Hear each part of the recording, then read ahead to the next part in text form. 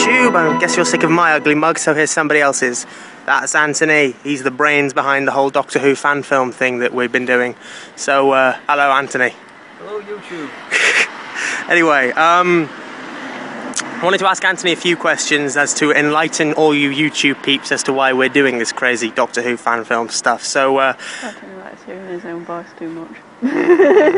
So, Anthony, why are we doing this crazy Doctor Who fan film stuff? That's an interesting question. Well, it all started when we were writing Doctor Who prose series, and which was fun and interesting to do, but I'm actually more of a filmmaker, and I was looking for a new project, and it occurred to me that as Doctor Who fans it would be an ideal subject for us to tackle. What started off just as a one-off films ended up turning into a whole series. My fault, sorry. But what's sort of been your story inspiration as far as, writing for Doctor Who's gone? Because you've written about, half the episodes? So what's been your story? Yeah, so what's your story inspiration?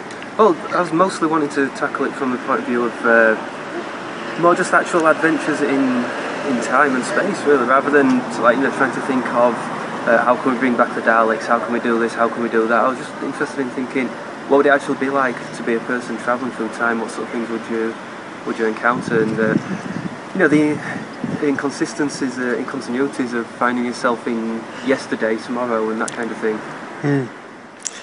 So you've also directed all the episodes so far, and you're going to direct all the episodes. So that's where my background comes from. So yeah. So do you prefer directing or acting? I like the idea of acting. Then when it actually comes to it, I find that the responsibilities of directing sort of takes over, and I find it difficult to actually concentrate on the acting because I'm thinking so much about the camera angles and whether or not we've got time for the shots and how we're going to do the over shoulders and all the rest of it, different angles and so on. So who's your directing influence? I could say early Sam Raimi, sort of Evil Dead era, or there's a German director called Jörg Buchgereit, who's an awesome director.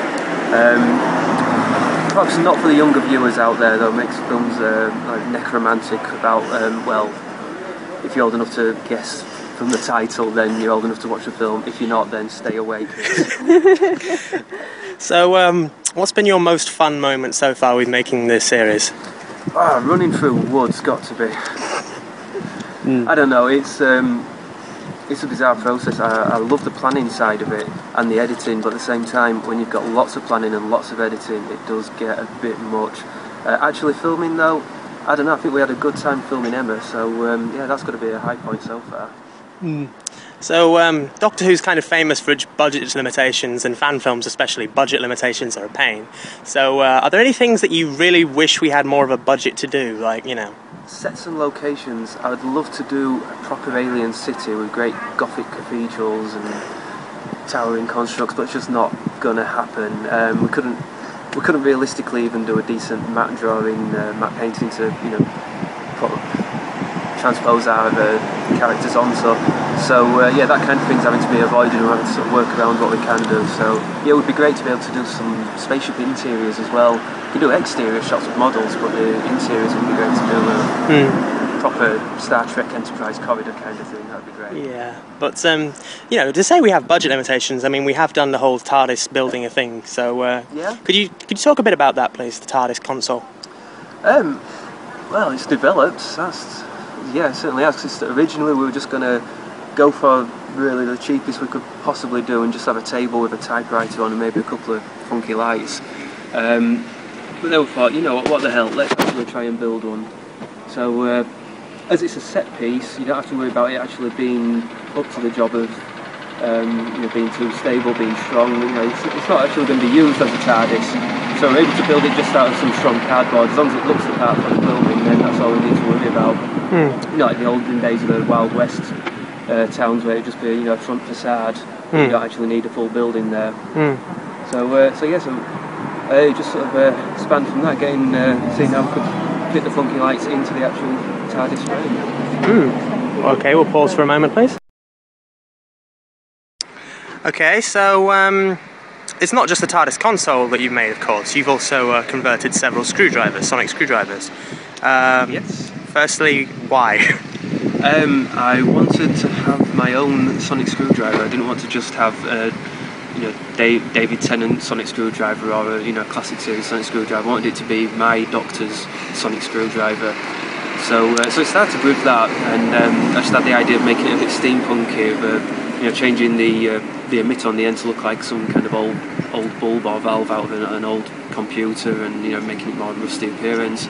Then of course we decided further down the line we needed another sonic screwdriver that was based on the Matt Smith screwdriver.